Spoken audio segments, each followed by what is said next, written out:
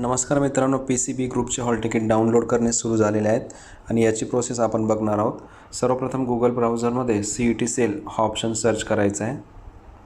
या ठिकाणी आपण बघू शकतो ऑफिशियल वेबसाईट आपल्यासमोर ओपन झाली आहे। यामध्ये उजव्या बाजूला CET एक्झामिनेशन पोर्टल या ऑप्शनला क्लिक करायचं आहे।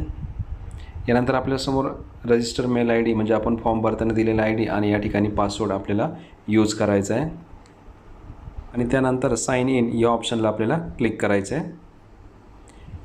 या ठिकाणी आपण बघू शकतो आपल्यासमोर हॉल तिकीट और admit card get hall ticket या ऑप्शनला आपल्याला क्लिक करायचं आहे।